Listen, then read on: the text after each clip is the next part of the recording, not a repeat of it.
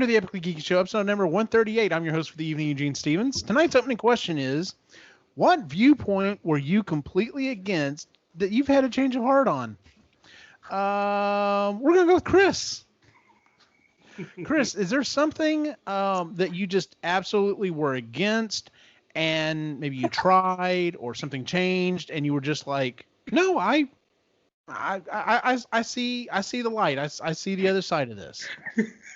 I just made a suggestion to her. You're on fire tonight. Oh my goodness. You said marriage. Oh.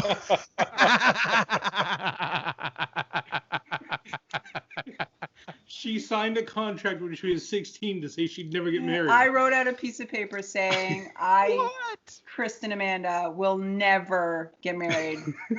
And I signed it and everything and dated. I was 16, and then I met her a year later. And then 7 years later, I got married. Nice. So yeah, and it stuck. That counts. 16 years later. So that's not her answer. That's not what I had written down. I ketchup and mustard. I was going lighthearted, and then he whispers. Oh, okay. So mustard? Kids, oh, Logan jumped in. She just said kids. Yeah, I wasn't sure on kids either until I had them. So you both are Well, you're brats. just getting thrown under the bus tonight. Yeah. I didn't want the life I had, and apparently now, I've got it. So let's just lighten this up a little bit. Yeah. And get the heat off me. So I have 3. 2 are food related. So ketchup and mustard, I thought that was disgusting. I thought you had to separate. Ketchup is for certain things, mustard's for other things. I like both, not separate. And then this year, I had a burger with ketchup and mustard on it, and it was spectacular, and I can never go back. Gotcha. Salt and chocolate. That sounded gross to me. And then I had salted caramel. So it was dark chocolate with salted, with literal. And we did an episode on that. That. Honestly, that was the first episode Jennifer ever joined us on. Yeah. That's right. Yeah. Also salt in chocolate milk. Very good. And I thought that was disgusting until I tried it. And then up until I was 27, 28, I thought reading was stupid. I thought it was ridiculous. I thought it was a time waster. And then I read Eat, Pray, Love. Changed my life.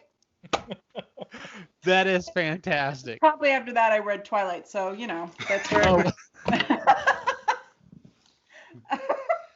So thanks a lot. I love you, by the way. If I haven't said that recently, I love you. I love you too. That's fantastic. Ray, what have you seen the light on? Well, mine's not as deep on as Eat, Pray, Love and Twilight, but I guess my first one will be vegetables. Hated them as a child. It's still but now with enough butter and salt, I'm good. It's frustrating. It's very limited too. Oh no, come on. Whatever vegetables you throw in front of me, I pretty much eat now. Yes, but never enthusiastically. Cauliflower. But I eat them. How much sauce can I put on this? Gotcha.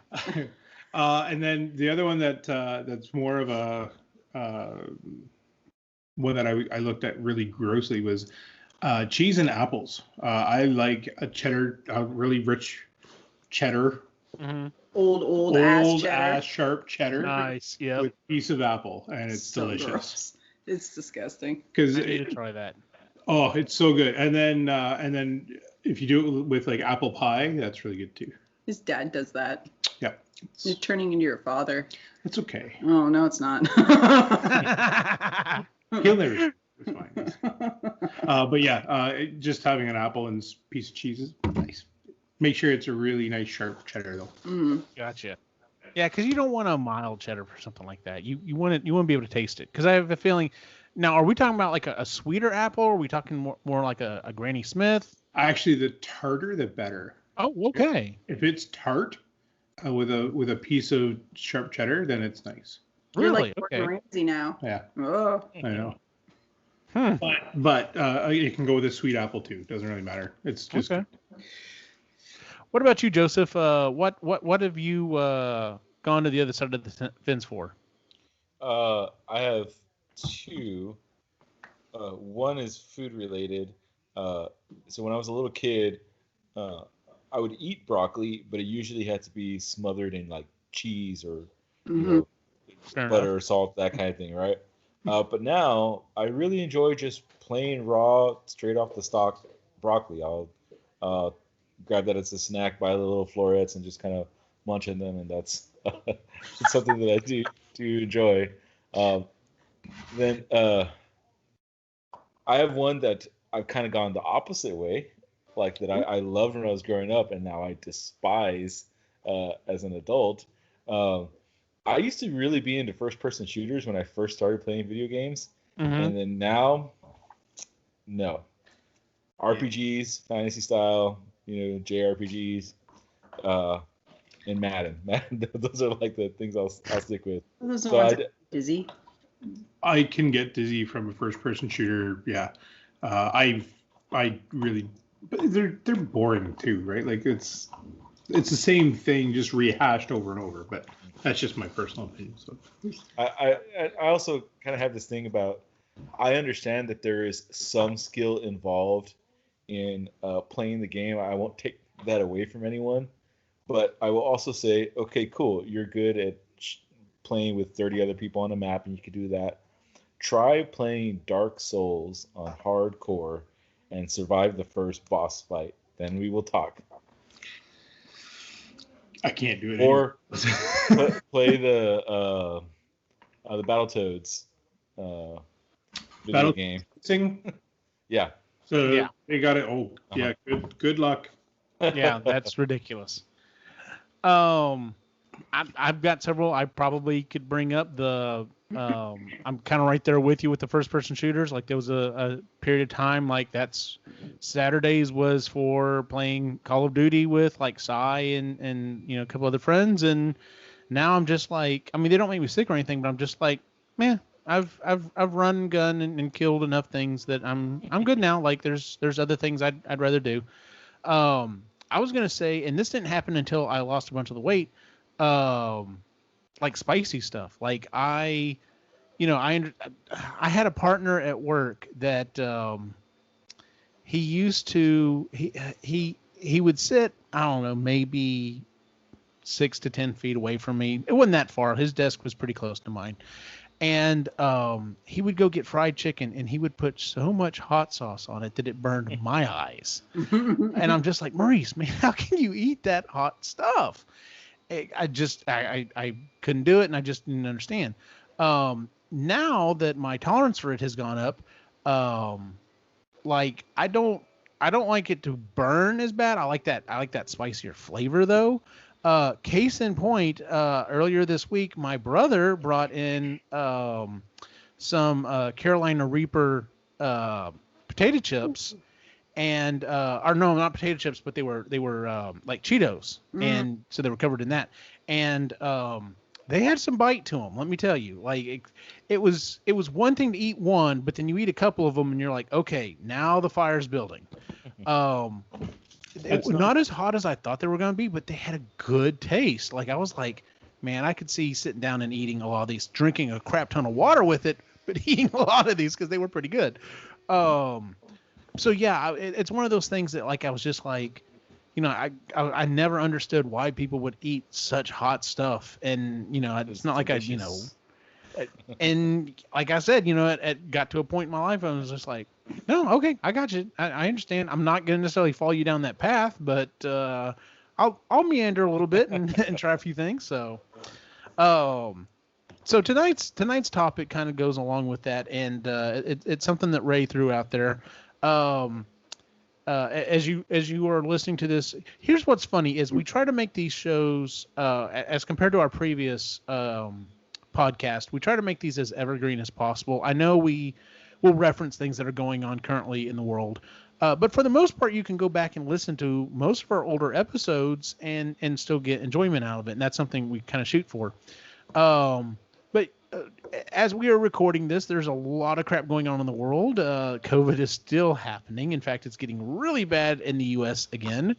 But we just had a change in our electorate, and Ray threw out the idea of, we should discuss things like trying to bridge the gap, trying to bring people together that normally are on the opposite side of the fence. So that's what we're going to talk about tonight. We're going to bring up groups of people, whether it be real or fictional, and discuss how they can maybe find common ground and come together on this, on something. So I'm going to go ahead and start.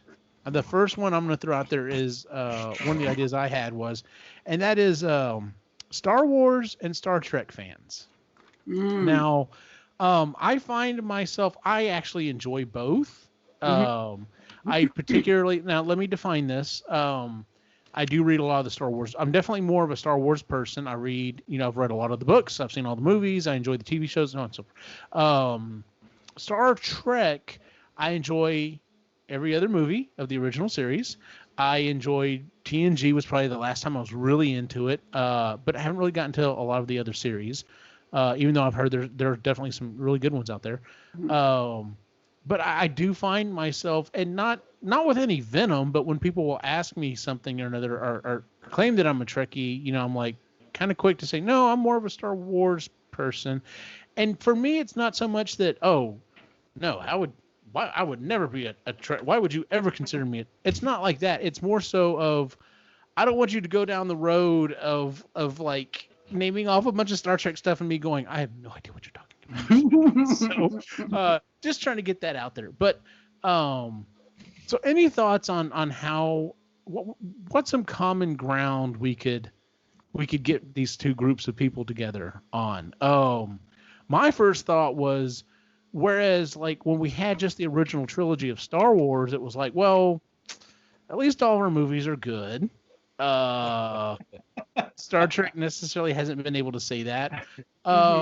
Depending on who you talk to, though, Star Wars is definitely in that camp. Like, it's some of the movies are definitely not as good as the other ones, and that would be something you could say, yeah, I liked this, and this one, not so much these other ones, and that's some common ground you could find. So I also think it depends on how, like, what you were introduced first when you were growing up. So I was introduced first to TNG. So I guess probably for nostalgia reasons, go back to Star Trek more than I watched the 4, 5, and 6 when I was like 17, and a friend forced it down my throat. She's like, you have to watch these. So I watched them on VHS, and I was like, wow, okay, I didn't get it. I was like, okay, great, it's a garbage can on wheels. So I think or R2. So, but now as an adult, I can appreciate both. Like, both have such huge worlds. Like, the massive amount of world building on both ends is just enormous. And there's a lot to appreciate on both. The creativity, the genesis of it all. There's lots of fan fiction about it all, conventions for each. They're both a massive draw. People feel very strongly about both. But I do think it kind of stems from what you were introduced to first when, like, during your formative years. So I'm more of a Trekkie, which I'm fine to say. But don't speak along to me because I won't understand. See, where I like to be split down the middle on this one. I really enjoy both for what they are. What I'll say the common ground is for me on them is they're a look to the future and making sure that it's still bright, in the way of there's hope. There's something to strive for. There's something that the good is fighting for, right? Where so for Star Trek, it's making sure that there's equality for everybody. There's that type of thing. And Star Wars, they're fighting for survival. They're fighting a regime that wasn't. Well, they're fighting for that equality. For that, yeah, they're fighting for that equality. Where Star Trek shows you how that equality could work, right? So I think that's kind of the common ground, is that they're both fighting for something like that. Okay. Joseph, anything else you want to throw in there? So my brain went in a completely different direction. and I was sitting here thinking, I was like, well, why can't the Deep Space Nine crew and their exploratory missions just come across like Yavin or Hoth? And the universe is a big place. It is a big place. And it doesn't necessarily mean that nowhere in any of the lore that I'm aware of on either side says that their two universes aren't the same. One like says a long time ago, far, far away, right? So yeah. Yep. So that's how that was as far as my brain went. I was like, they're not they don't have to be separate. It's got to take one crew just has to stumble upon the other. Yeah. Yep. Yeah. Works Definitely. for me. Crossover episode. Oh God. I would love to hear Captain Kirk try to explain the Force to someone. Oh yeah, that was the main thing I was thinking is the whole Force is going to be interesting to try to figure out, especially trying to explain that to to like Spock. That would I don't know how well it's going to go. Well, that's I mean, a lot. if you think about it, when the oh my God, what do they call it? Sorry, Dragon Ball Z is coming down to me, and I want to call Spock a Namekian. He's not from Namek. He's He's a Vulcan. Vulcan. Thank you. Yeah. His mind meld thing could technically be a Force power. That's very true. Yep. Maybe he's just partial Jedi and not even knowing it. Crossover. There's the plot. All right, well, who would like to throw something else out? I'll go. All right, what you got for us? Here we go. I'll pick this one. Doctor Who and the Master. Oh, okay. So here was my 3 things, because I tried picking things I went all with characters that weren't so far apart that it would be they would never agree on anything no matter what you did. They were just too far apart. So like Umbridge and Harry Potter. Or like Lord Voldemort and Harry Potter. There's no way that there's common ground. They're too. He's evil. Harry Potter's not. Anyways, the redeeming qualities of both. So for me, the Doctor Who was they're both Time Lords. They've both been lost from Gallifrey. They're both trying to look for it, except one wants to watch the world burn, the whole universe burn, and the other one's trying to save it, essentially. But they both there's a lot of trauma there from being excommunicated and Gallifrey being lost. And so they're both handling it very differently, where the Master's just gone off the deep end and he's super destructive. But if they came together and just combined their resources to try to find Gallifrey and do that, I think they could come together, because they're both incredibly smart. It's just the interesting thing with the Master is that he and she later on wanted to get the Time Lords to see what they were truly, what they were, and how they weren't as good as they thought they were. And Doctor Who kind of did that to them. So, yeah, that's a good one. I'm trying to think. Yeah, definitely having that communication, that conversation about about what they could be, what they should be. Yeah, if you could just find some common ground on that, maybe. I think because you're right, they're almost like, because I have another example I could point out, but they are almost not quite wanting the same thing, but definitely different sides of the coin. And it's just like honestly, there's just a few small differences in between them. Yeah. So they're not so far apart where they couldn't see the other person's point of view. Right. Like they each, like the Doctor can see where the Masters let the anger and everything take him over, because that's what the Doctor's fighting against all the time. And that's what the Doctor had feared for so long, that he would be angry and would, like, he saw that anger. That's why that's why he always likes having a companion with him. Yeah. Yeah. I think if they took the time to sit down and write down their goals. Yep. Nice. With the mediator, sat down for some couples therapy, they could come to some sort of compromise. I believe it. I love this idea of sitting down and writing out their goals and be like, "You too." And like hugging it out. Yeah. Except it has to be Tennant and the Master, like the male Master. It has to be him and not Missy. See, but Missy's so good. Just because you think Michelle Gomez is hot. She's gorgeous. I've always had this kind of like weird theory. I have not seen any of the recent Doctor Who seasons, but I've had this weird theory that the Master is the Doctor. Mm-hmm. Like he lived long enough, it changed enough that eventually he becomes the master, and the master, just like that whole reveal about like the face of Boa. Oh, the face of I Bo, like that. yeah. The that face him of Bo being is- Captain yeah. Jack, yeah. Yeah, that was good. I enjoyed that one. I know Captain a lot of people Jack. didn't, but I like that one. I did too. I enjoyed that. Mm-hmm. Ray, what you got for us? All right, I'm going to start with my first one that I remember as a kid.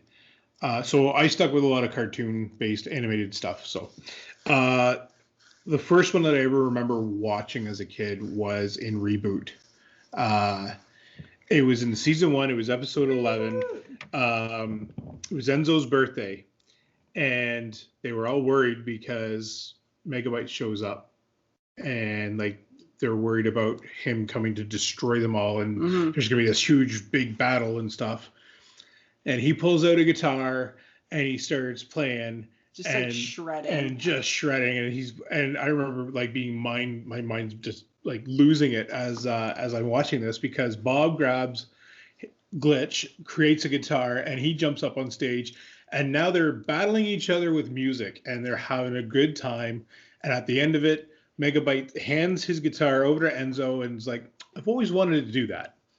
And then walks off, and it's nothing but fun. There was no conflict. It was just them having a good time, making some music. A good show. And it was probably my favorite episode, especially when Enzo was younger. Yeah. That's got to be one of my favorite episodes. And seeing the antagonist and the protagonist up on stage together, doing nothing but having a good time. I'm like, why can't it be like that all the time? Like, that's awesome. So yeah, that was the first one I really remember hitting me, and I enjoyed it.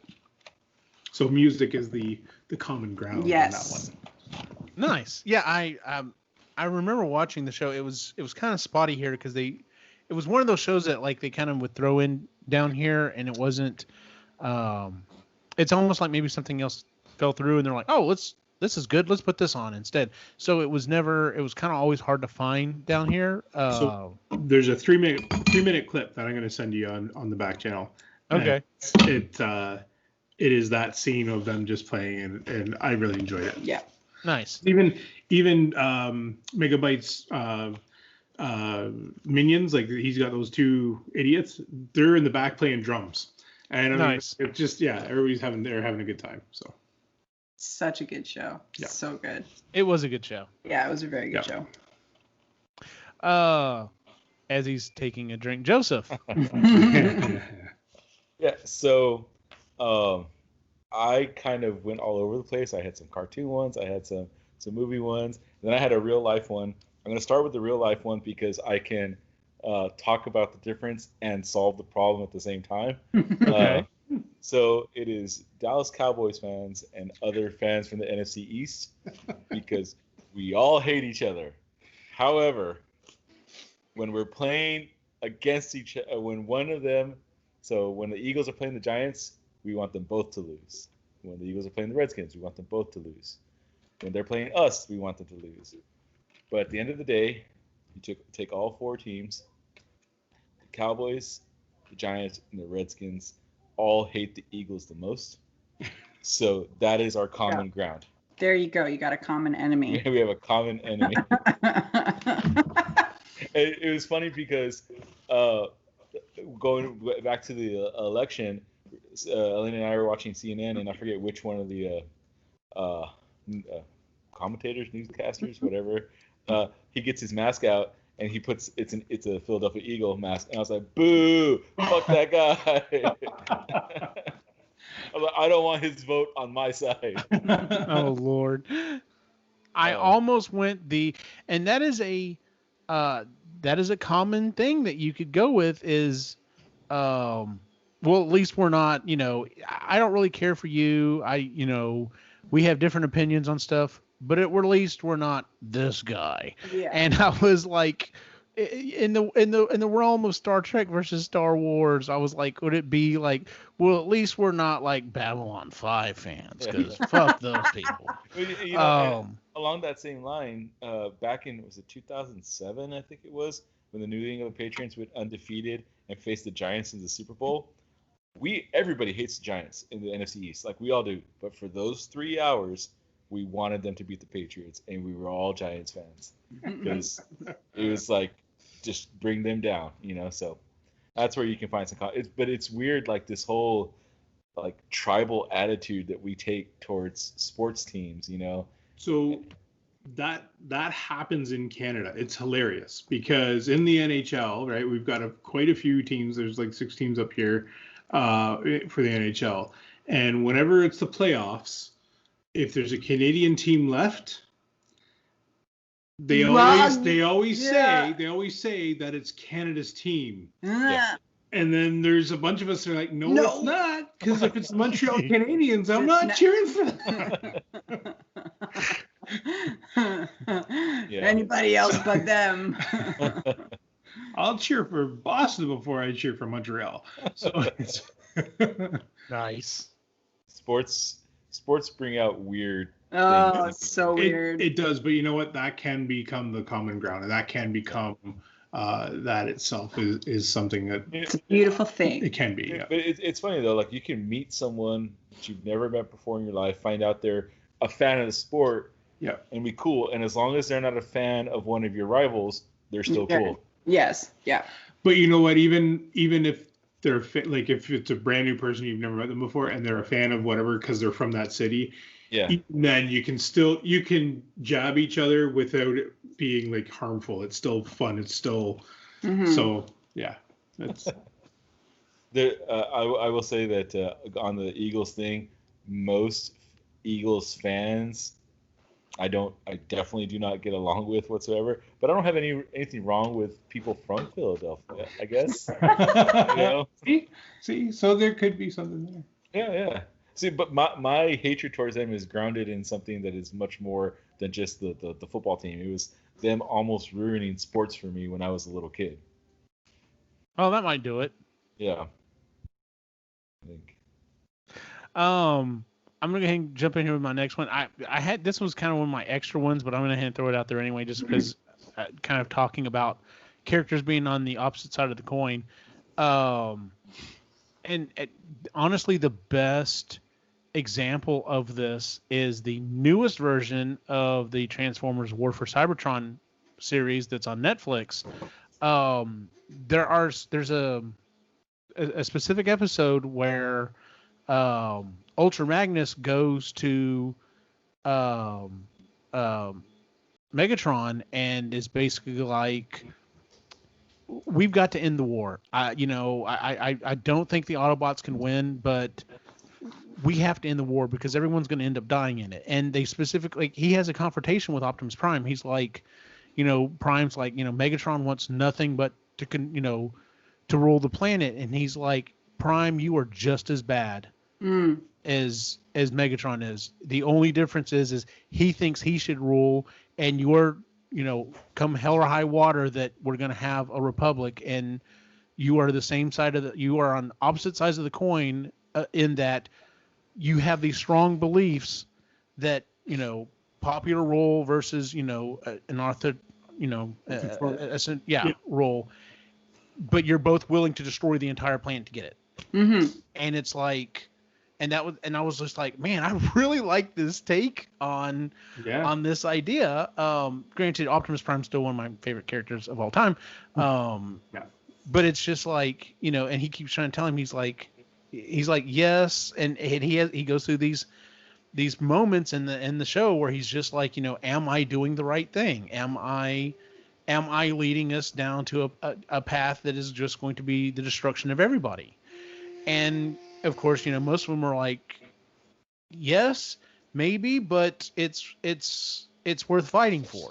And some of the Decepticons are just like, there's a point where in the story they're just like, well, I think we figured out a way that we can just convert everyone and everyone will become a Decepticon. And like Starscream's just like, fuck that. Like, I don't want any stinking Autobots to become us. Like, we're better than they are. And yeah, this would end the war, but fuck Megatron. I don't agree with this. Like, it is us or nothing. And you see some of these real world things kind of coming into it. Of course, I love when they do that in a cartoon and stuff. but yeah, it's like, and when they have conversations, it's not just, oh, look, there's Megatron, there's Optimus Prime, immediately fire. They have conversations. And it's like, you're still on this? You're still willing to destroy the entire planet for what you believe? Yeah. What about you? You same? Okay, cool. Now let's fight. But yeah, it's one of those things. And, you know, we kind of brought it up because of politics that's going on. It's like, you know, you would like to see common ground where it's like, listen, can we both decide that yes, the planet needs we need some kind of government. We need to be there for the people. Maybe we can figure something out. Does it absolutely have to be one way or the other? Maybe you could run Megatron. Like, you know, if everyone likes you, you could run and you could get in there and then whatever. But it's just like, yeah, it's the whole time you were talking about, you had brought that up, Chris. I was thinking, I was like, man, that new series of Transformers really falls into that. Cause like, and I love the fact that they just flat out pointed out, it's just like, you know, you're both willing to destroy the planet essentially for your belief. And, you know, some people are, you know, and even though they do mainly show the two sides, there are other factions. And they try to make it show that they're just normal robots living on that planet, just trying to live, just trying to get by. Like it's not completely even. Everyone's not an Autobot. Everyone's not a Decepticon. It's just like, no, those are the warring factions. But everyone else is just like, can I fucking get some Energon and live? So, yeah, that's a good one too. But yeah, so yeah, if you haven't watched that series, it's on Netflix. Definitely check it out because it is fantastic. I just wish they would have gotten Peter Cullen and who knows, maybe they will later on down the line. Talking about bridging the gap. Yeah. So, all right, Chris, what's your next one? Along the same lines as you, Eugene. I went with the movie versions, but Professor X and Magneto. Yes. So they are two sides of the same coin. They're both mutants. They were once friends. They were allies. They were working towards the common goal, except their different life experiences made them see the cause very differently. And then that's when they split off because they thought they themselves were so right. Like, this is what we have to do. And weren't willing to see the other person's side, even though they have a common ground. And they want what's best for mutants. It's just one's going one way and the other is going the other way. And they're stubborn because they're old men at this point. But yeah, if they could just come together. But which is why Magneto and the Joker are the two, and they're for completely the opposite reason, are the two greatest villains in the comic book universe, in my opinion. And it's because the Joker is just absolutely batshit crazy, doesn't care for anything, and just wants to see the world burn. And Magneto's exactly the opposite. He wants humans to die because humans are bullshit. And he's like, nope, you had your chance. Y'all have been shitty to us. Time for you to go. But I want what's best for mutants. And that's why I can get behind Magneto and be like, that's the thing, is because you can see Yeah. where both of them are coming from, and you can see that there is common ground there, except right now they're so far apart because of things that have happened to them individually. But there's common ground there for them, I think. Oh yeah, because they've come together multiple times, especially when it's, hey, someone's about to attack the world. Well, I don't want all the mutants to die, so And all right, Charles, what's the plan? That's why I get so frustrated. It's like, oh, but you were friends. You understand each other. Why are you being bitches? And I like Magneto. I like the villains that I like are the villains that I can see why they're doing what they're doing. Yeah. Like, I can understand why Magneto thinks all humans need to go, or at least be put underfoot, because they've just wreaked havoc and they haven't, they're destroying the planet, and mutants are the natural next generation. So they, Homo sapiens need to go. So I understand that, but. Well, even Thanos, right? I'm happy that they changed his reasoning to why because in the comics, Thanos just wanted to impress death. Yeah, which is a lousy reason. Don't do that. pretty It was hard. for love. It was love, but anyway. No, I like the movie reason better. The movie reason's really. Oh, that would have been a You terrible can see movie it, if right? he'd done it for death. Mistress Death, yeah. Like Hella? Sort of, yeah. Hela was also known as Mistress Death, but the she's a character separate thing. in the I was comics. gonna say because. We're getting off topic now. Sorry. Yes, Professor X Magneto. That was my thing. Yeah. There you go.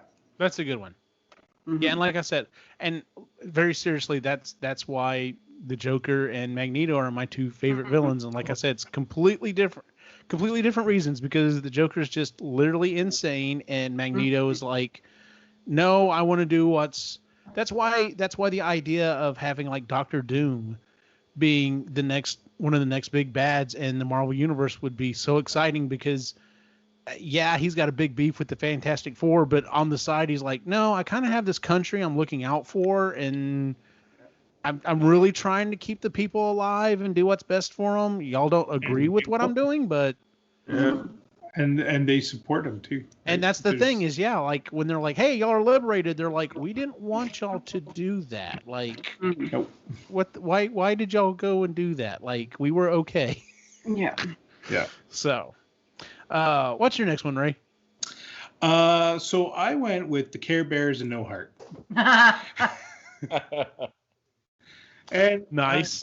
I found some common ground with them. Okay. Two things hit me. So doing a little bit of research, I found out that when Shrieky screamed, No Heart didn't have the ability to stop it. He would turn into an animal, and he couldn't stop that. So I'm wondering if because he saw the Care Bears and there's like lions and other stuff. So did he think that caring was animalistic, and did he think that if he was an animal that he could, like, he was capable of that caring, and he feared that, right? He absolutely feared that other emotion that he wouldn't allow himself to feel. Where if you're scared of emotions, imagine that. So, and on the flip side, the Care Bears fear being angry. They fear being, mad, and they don't really like being sad. And so maybe there's some common ground where they're fearing of the emotions that they don't understand, and you can kind of talk it out. Look at you. This is clearly the episode we need. Is for them to we need a couple of the Care Bears in particular, like maybe Grumpy Bear and a couple of them. We need them to get in a bar and have a few drinks and just start talking. Yeah. Just like hammer it out and be like, we're not so different, man. They converted Beastly on the show. Beastly was there, and he kept saying he cared, and so they just got to take it a step further. And you know what? No Heart. There's a little bit of care in there, and that's okay. This whole argument there about the emotional spectrum of it all gave me real hardcore Lantern Corps vibes. Nice. Thinking of all the different lanterns. There's a lot of them.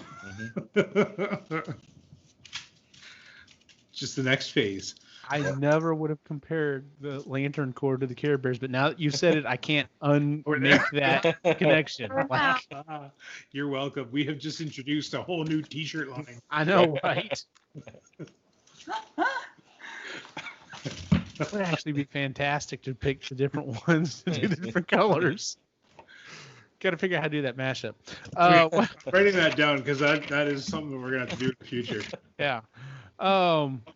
Joseph, what's your next one? So, I actually, when we first said that we were going to do this, I was going to try and do this with a Batman and one of the three Jokers, but then I realized that not everyone might be caught up on the comics to understand what I'd be talking about. That's fair, because it is, yeah.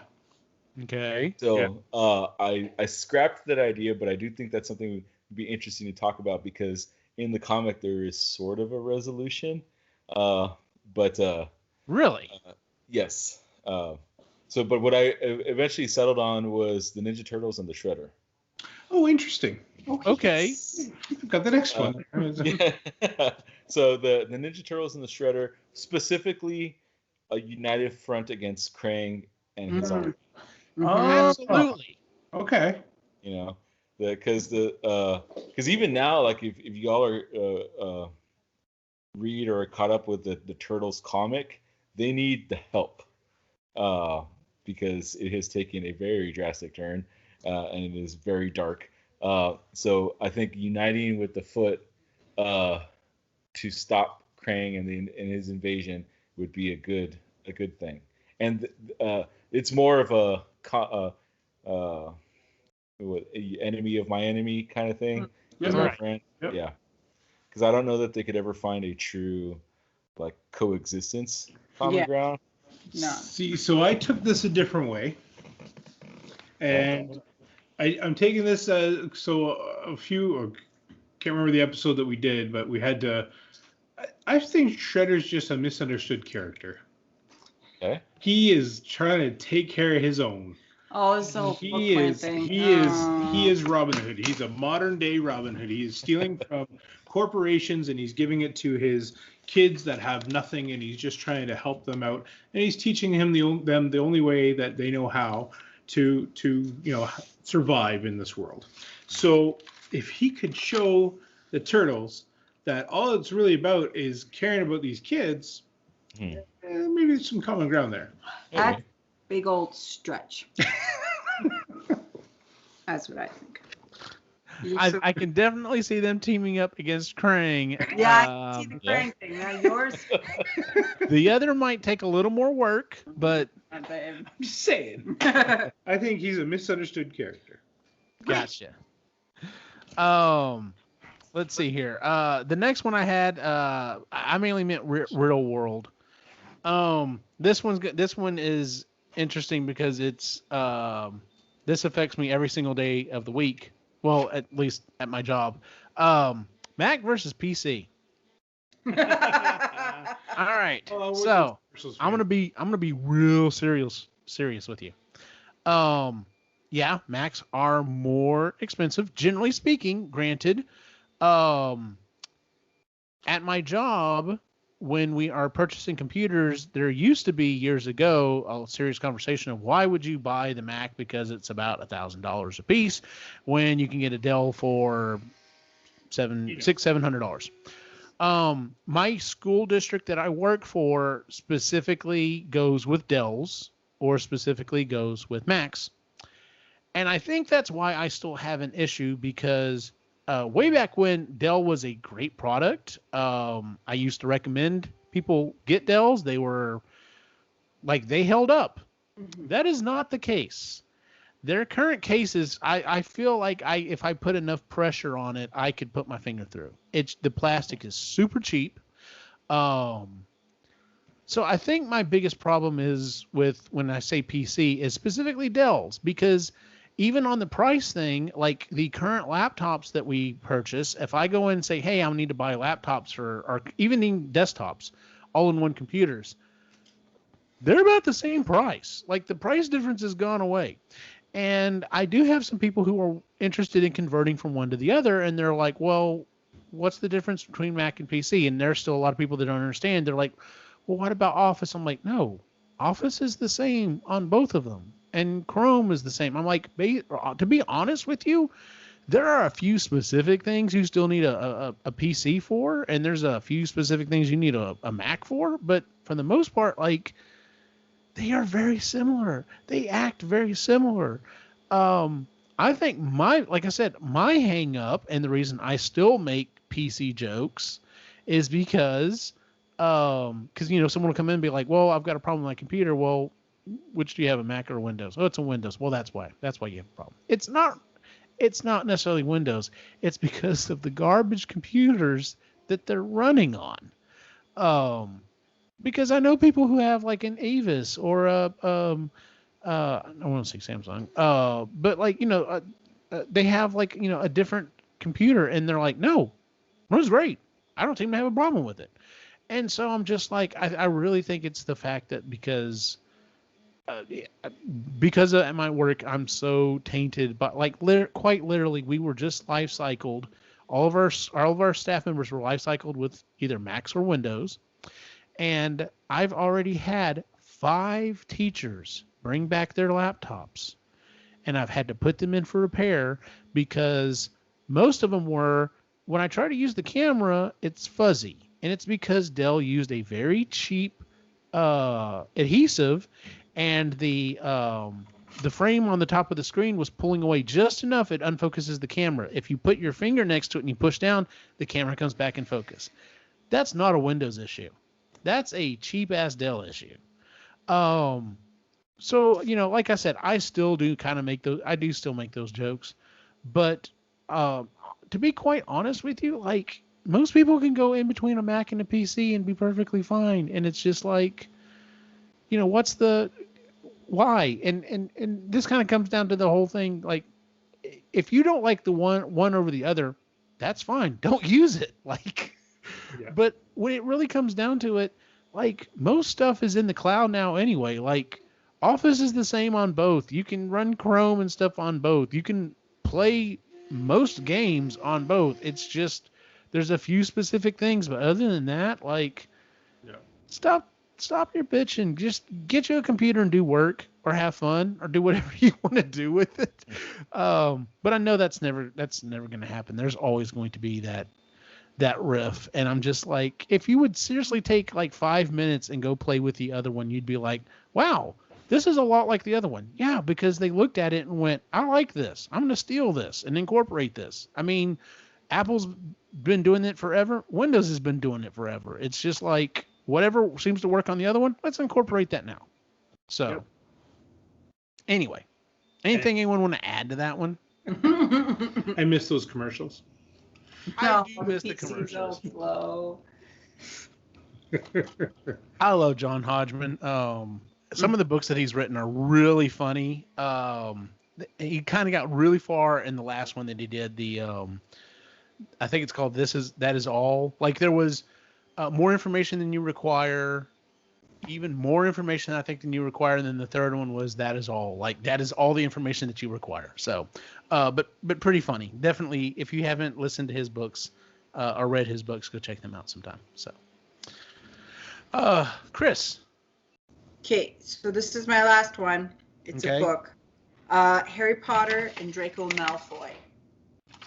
Ooh, okay. So, for both of them, by the end, I think they have a mutual respect for each other. They don't necessarily, they realize they don't have to like each other or be friends, but because they've been through so much together, really, that they have this respect to them, because they both came into the school with a tremendous amount of pressure on them. For Malfoy, because his dad is a dick and put this incredible amount of pressure on him. You have to be the best. You have to be better than all the Muggle-born kids, and if you're not, you're a disgrace, and you have to uphold our name. And then with Harry Potter being Harry Potter, and they were both trying to fight for their side, his being the Death Eater, even though he didn't want to. I think Malfoy did it because he was told he was supposed to do it, and this is the family legacy, you need to leave. I don't think he actually believed it.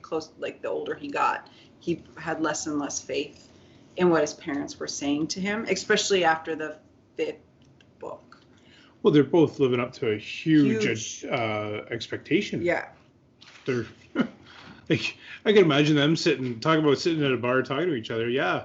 One's expected to be the chosen one. The other one's expected to be like the best version of Death Eaters, and like Voldemort's right hand man. And yeah, I could see both of them sitting down like and understanding each other a little bit more afterwards. I was gonna go from the angle once again, sitting down at the bar of, you think your parents were shitty to you? You guess what my aunt and uncle made me fucking do? And then like, really, my parents did this shit. Like, that's the conversation I see being had and hashing it out. Shitty raising. Yeah. Shitty raising. Yep. Yeah, but I think under different circumstances they would have been friends, because they're the same age. If they weren't separated each other. Yeah. Yeah. Yep. Yeah. So that's what I always thought that, if Malfoy if they weren't set up from the beginning to hate each other. They both enjoyed Quidditch, and they both wanted the same team to win at the World Cup. Like it's There you go, sports. Sports. See, it all comes back to sports. Does it? All right. All right, Ray, what's your next one? The next one I'm going to go with, again, I've got animation. So I went with Dr. Blight and Captain Planet. So Dr. Blight was all about biochemistry and making life better by taking the resources of the earth and all that kind of stuff. So she just wants to make life better, and Captain Planet just wants, life to be better as well. So why not just focus her biochemistry into, renewable resources and that kind of thing. And then if you can focus her genius, and that's the thing is, I was reading into a lot of these characters' backgrounds, and they're all listed as geniuses. Mm-hmm. So if they're a genius at something, then you should be able to talk get a conversation going, right? So you would think that could be a thing. I could understand if it's a lack of intelligence that may be separating you. Mm-hmm. Maybe that, but in this case, it was like just focus her biochemistry into renewable resources, and you're set. That actually seems doable. Like you're right. Like if the goal hasn't changed, it's just, hey, let's just alter, the path just a little bit. I'm not saying change your goal. It's a good goal. Good goal. Mm-hmm. Great goal. Yep. Let's just maybe cut down fewer trees, maybe, or something, and maybe do a little more solar, just saying. So yeah.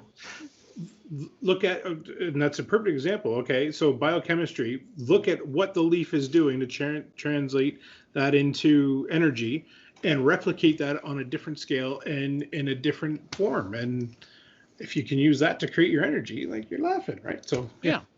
And of course, ask for volunteers. Let's not impose. Let's ask. So, a lot more people with honey. Yep, that's right. Joseph, what else you got for us?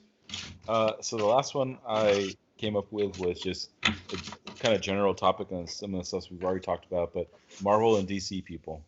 Oh, I wrote that one down too. I feel like no matter what, there are always going to be fans on either side that will never, ever see some common ground. And then there's going to be fans like me that think both are cool because they have interesting storylines on both sides. And yes, they're comic books. Yes, they're superheroes and villains and all that kind of stuff. But trying to compare them is really apples to oranges because of the way things are written and the way the characters are done. And so I think it's more about getting people to appreciate the art that goes behind it than the actual like so-and-so is stronger than so-and-so and so-and-so would win in a fight versus, because you could have that argument all day, every day between those two fan sets, and then throw in the anime people and like the anime character, Goku could beat everybody kind of thing, So yeah, I think it's harder to bridge the gap, but if you can have people kind of approach it, like I said, like appreciating the art behind it and the art of the storytelling, I think that'll help. So there's two things I'm going to add there. One is they have bridged the gap, and it's called Amalgam Comics. Oh, here he goes. That Amalgam Comics are great.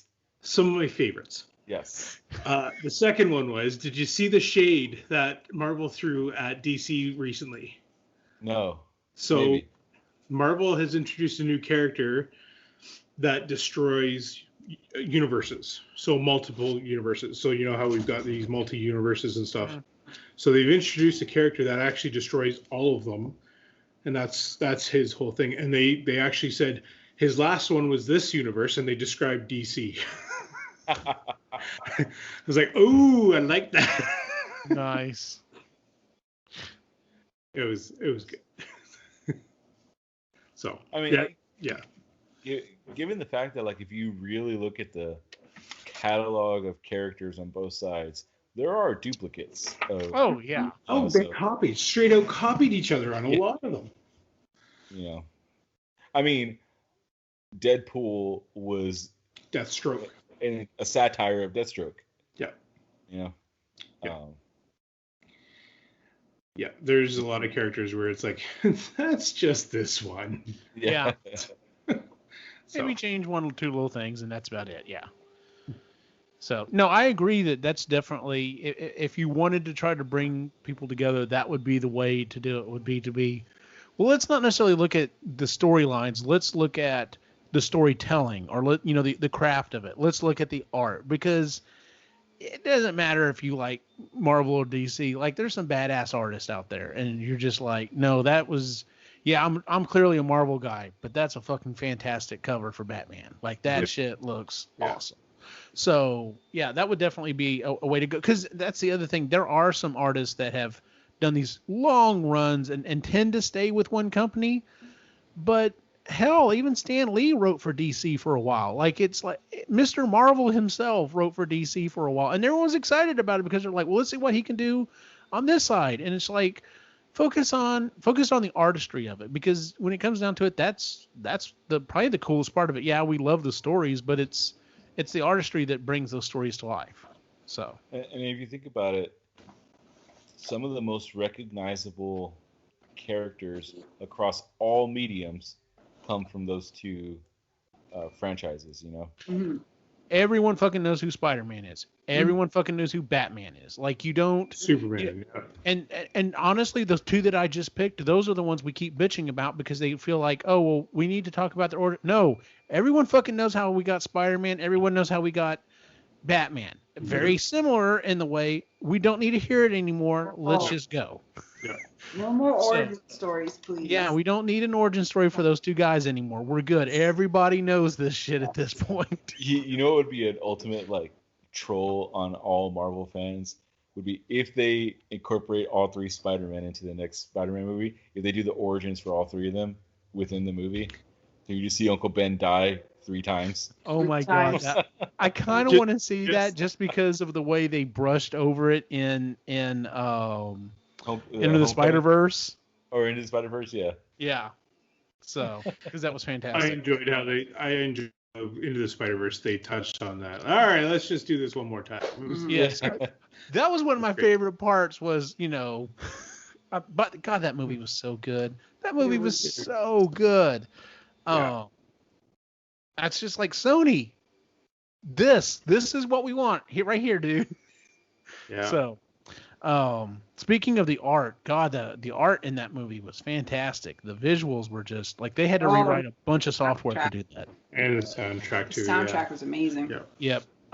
The one last thing that I had listed there, and of course we could go on and on and on about these. I had just one more I wanted to throw out there.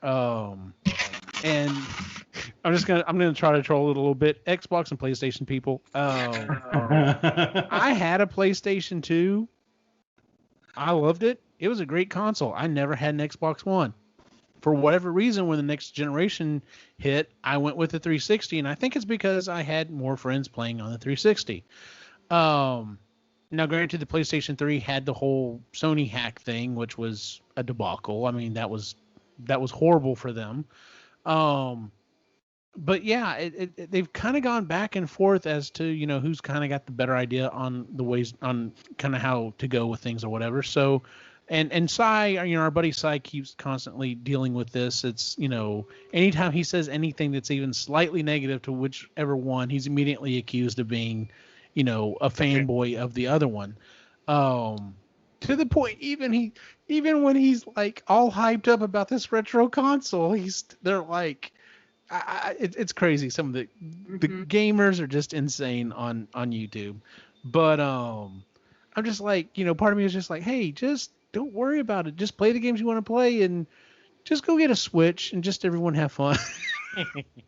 Just go get you Animal Crossing or Mario Kart or fucking Mario 35 and Mario Maker or whatever, and Zelda and just whatever. Just like just do you, man. Like, and see, that's the thing. Like, we kind of had that conversation on the tech channel talking about if we were to get a new console, and the only thing that would make me think about getting a new console would be like a specific game or something. And if it was on both consoles, the only reason I'd go with an Xbox is just because, well, I've got a bunch of games invested on it. Other than that, and I do tend to like the controller a little bit more, but other than that, like, whatever. Like, honestly, it would come down to, well, especially if it was a game I was playing online, well, which one are y'all on?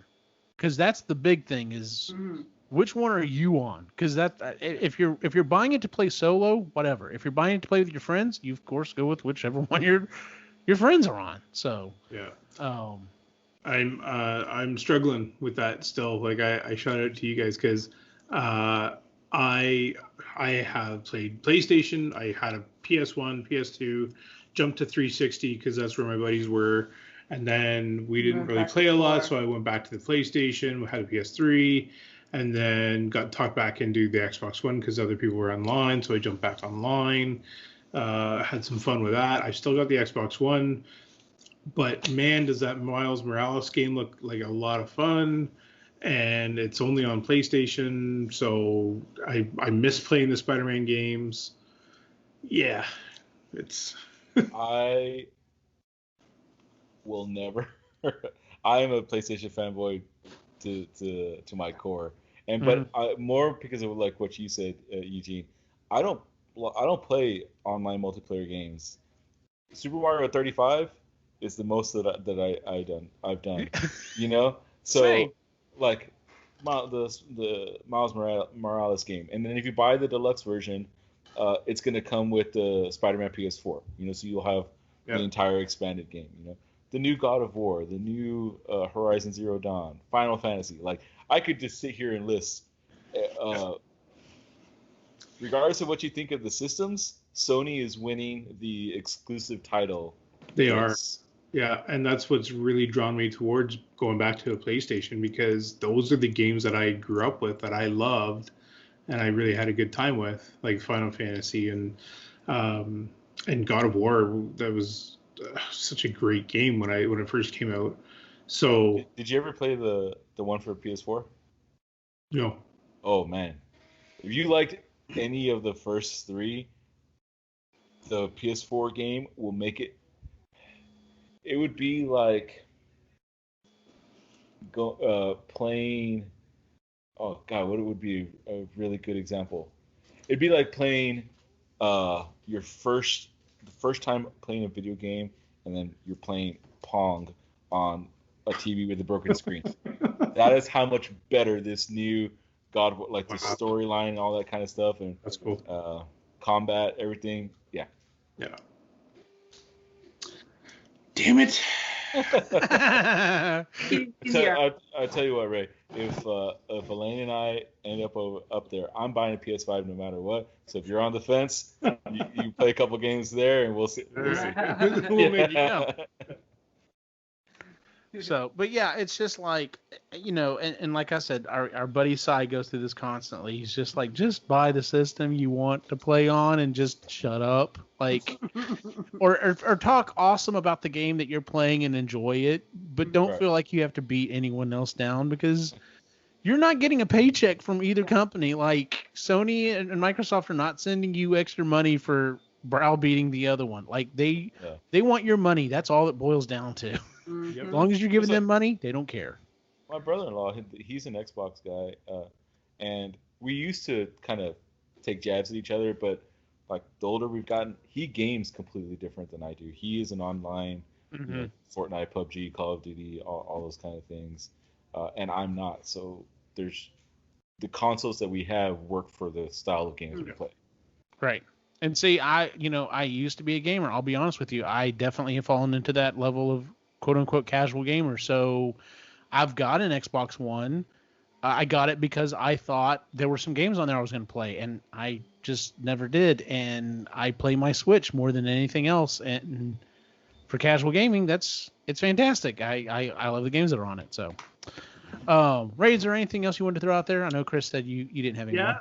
No, I don't have any more. The last one that I had was Sid. versus the toys from Toy Story.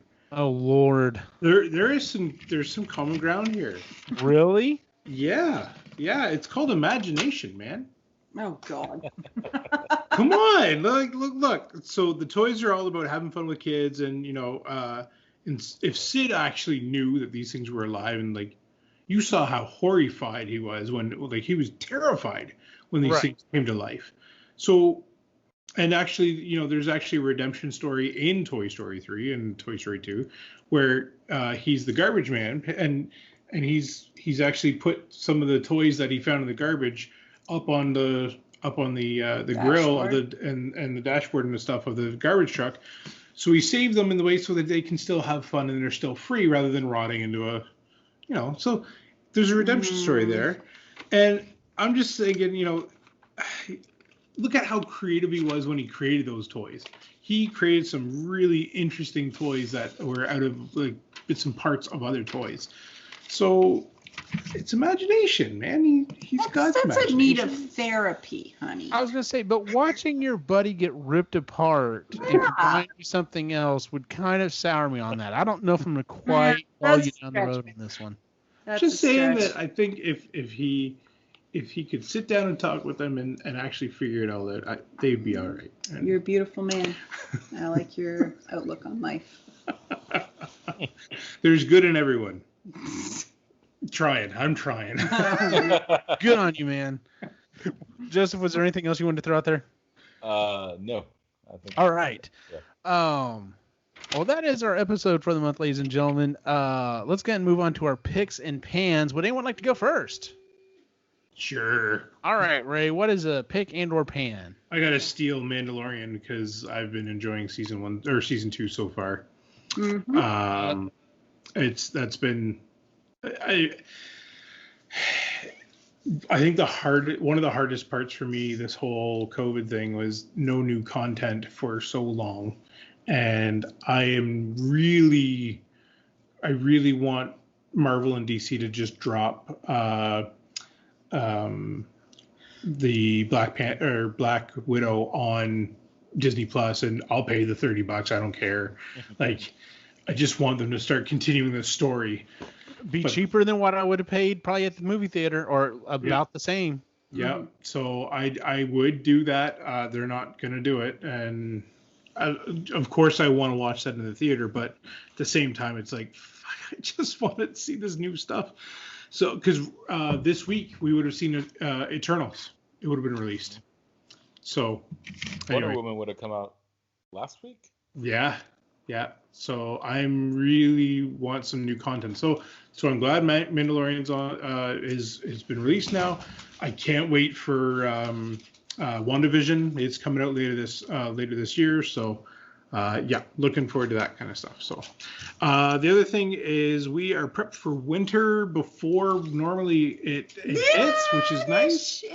And almost. by prepped I mean our cars have their winter tires on, and our hose is off where there's no water in it. So we're ahead of schedule on that stuff, which normally we're it's been snowing for 2 weeks and we need the winter tires on. Because it hits out of nowhere usually. So that's been kind of nice. Prepping for Christmas has been a lot of fun, by the way. She says no. I'm actually getting excited for this Christmas. No, she doesn't like Christmas, but I'm getting excited for this Christmas because of her and my plan, and I can't wait to execute that on Christmas Day. So, sure, I don't know what you're talking about, but okay. Presents with the kids. Oh, that yes, okay. So I got you. And then Chris made me a new tooth. I finally found a pattern that fits Nice. his old head. That's been the battle, is finding something that fits his head. So I'm ready for winter. Nice. That covers your ears. I like that. Yeah. Yeah. It's really thick and warm and good to go. Good deal. And even her tag and everything's on it. So. Oh, you got a tag? Nice. Oh yes. That's fantastic. Thank you. That's great. You want to jump in here, Chris? Sure. I have a bunch. Okay. It's been a month. It's been a month. Okay. So today we've been in our house for 6 months. And love this house, so it's a big deal. So with Halloween, I have cut back a lot on sugar, on processed sugar, because it's not good for my anxiety or my hormones. So I cut it back. Then Halloween hit, and because it's COVID too, I was like, fuck it. So for a whole week, I ate chocolate bars and felt really sick. So I found a recipe for chocolate bars. They're called Honey Mama chocolate bars, and it's like, if you've ever eaten an Eat More, it's similar to that. So there's no refined sugar in it. It's just honey. So they're really good. So I made that. Everybody in the house likes them. So that's usually a huge win when I can get all 4 of us to eat them. Sometimes, most of the time, it's the 3 of us or half of us, or somebody doesn't like it. So everybody in the house likes it. Mandalorian season 2. We watched episode 2 today. I love it. I love Baby Yoda, and I want him to be real. I need him to be real. Like my ovaries, my squeeze when I see him. I get very happy when I see him. We started watching a new show called His Dark Materials, which is pretty good. Oh yeah, I forgot about that. Yeah, we're about halfway through. It's based on a book series by Philip Pullman, I think his name is. I might have gotten his last name wrong. And it's a trilogy, but it's really good. It's got like Ruth Wilson in it, James McAvoy, Daphne, no, I'm going to forget her last name. She played Laura in Logan. And then... Yeah, she's X-23. Yes, she's X-23. Okay. And then we went to the thrift store today. Half my wardrobe is pretty split between thrifted clothes and new clothes. So I got 2 sweaters and a dress. So that was fun for $25. And then my pan is yesterday, Johnny Depp released a statement that he is going to be stepping down from his role as Grindelwald in the Fantastic Beasts series because of the ruling out of the UK that the Sun, their tabloid there, the Sun, called him a wife beater. So he filed a lawsuit, and the judge ruled that they were allowed to call him that. They're allowed to call him that. So Warner Brothers asked him to step down, and he said yes, that he would, but he's going to appeal it. So I am very sad about that because there's a lot that went down in that whole relationship. There's definitely more to the story than what's been released. So. Yes. So needless to say, I won't be watching anything with Amber Heard in it. Come at me. I don't care. And I will be probably not watching the new Fantastic Beasts movie because of it. I don't know yet. I haven't fully decided on that. Probably will. I might not go. It's the storyline and the characters. You may not go to the theater. I might not go to the theater. But you'll eventually watch it. Yeah. Gotcha. But yeah, it was just, it's a long, drawn out pile of bullshit is what it is, in my opinion. And I'm not the only one who thinks that. So. Gotcha. Joseph, pick your pan. So I have a couple. Pick wise. Elaine has made fun of me all day for this. Got an email from Old Navy this morning. Their pajamas were $5. Ooh! So we ran to Old Navy and we bought matching pairs of pajamas. Oh, nice! Yay. So that's one of them. And then, like I was talking about earlier, getting on the exercise bike has been boring. So setting up the punching bag and teaching Elaine how to box is going to be a lot of fun. Mm-hmm. The pans, I guess I'm kind of stealing from Ray. I need something new, something else, a new show to watch. This whole waiting till every Friday is for the birds, so I did see, I don't want to pay for the extra membership or whatever, but I did see that on Amazon Prime. Do y'all remember the show MXC or Takeshi's Castle? Yes. It is on Amazon Prime now, but you have to have the whatever. Oh, the it's like it's an extra membership, like an extra like $6 or $7. The yeah. I was like, I loved that show. You can find clips of it on YouTube, but all the seasons are there on Amazon Prime. Oh wow, that is a lot too. I bet. Yeah. That's interesting because my boys, I'm sure, would enjoy watching that. We Joseph and I have had that conversation of how much would the boys enjoy watching people get the crap beat out of them trying to go through these things. So, I have a couple of quick picks. The first one is the most expensive of them. So I don't know if I mentioned this on the show or not. I pulled the trigger on this about a month or so ago.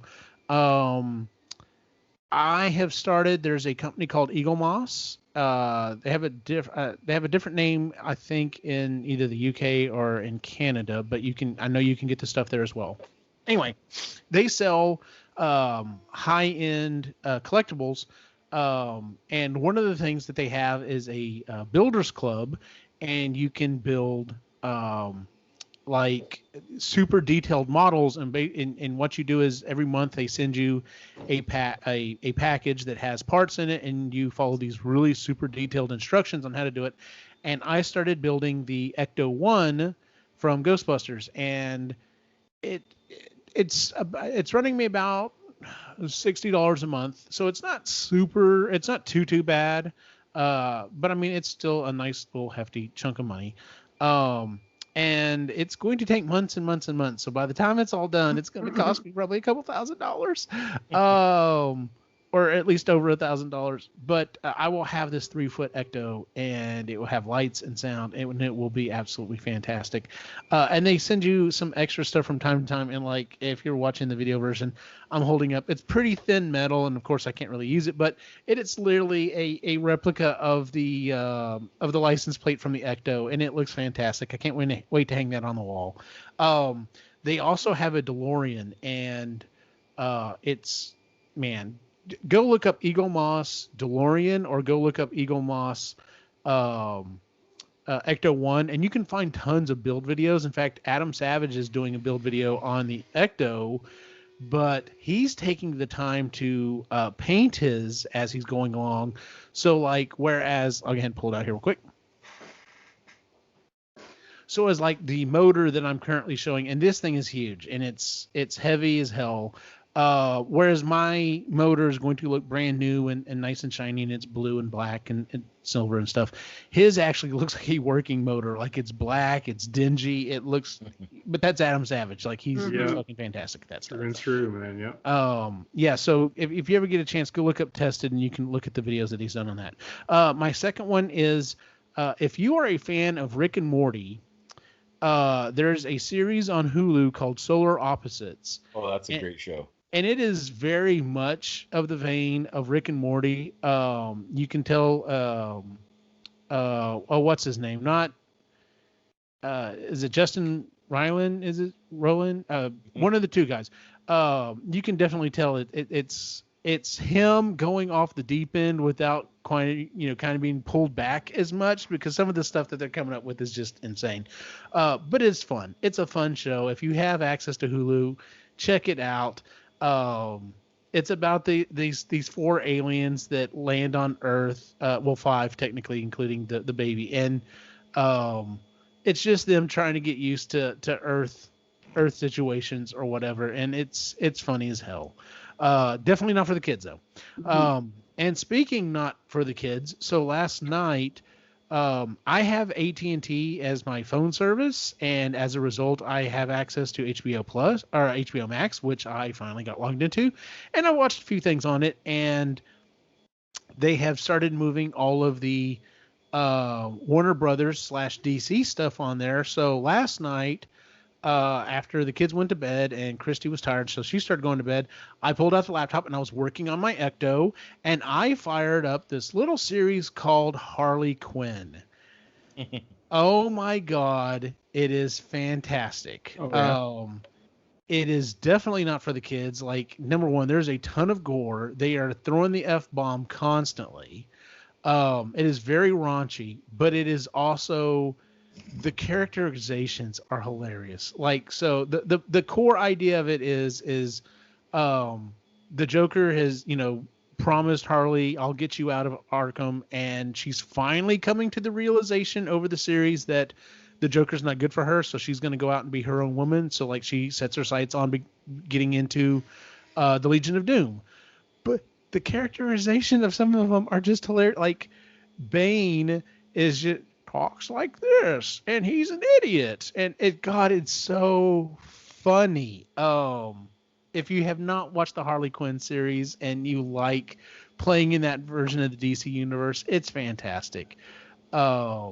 It's just funny as hell, and they do pick like some very minute characters to kind of pull out and make kind of main characters and stuff. So, but like it's her and like Ivy is constantly just like, I love you. I will always back your play, but God, you're an idiot. Like, why do you keep going back to the Joker? You are a moron.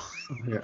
So, but yeah, it is a fantastic show, and just it plays very much like an adult version of Super Friends, because that's kind of like literally the Legion of Doom has a building, looks like it used to, but instead of being out in the swamp, like it's in the fucking middle of a city. Like all of the bad guys live in this big building in the fucking middle of the city. It's like, why would you just not nuke this building and be done with it? But whatever. Because it's like they're a corporation or whatever. So, but yeah, it's funny. It's crazy. If you have a chance, go check it out. That is one of the things about COVID is we're not getting a lot of live action stuff, but a lot of the animation stuff is still cranking out. So, yeah.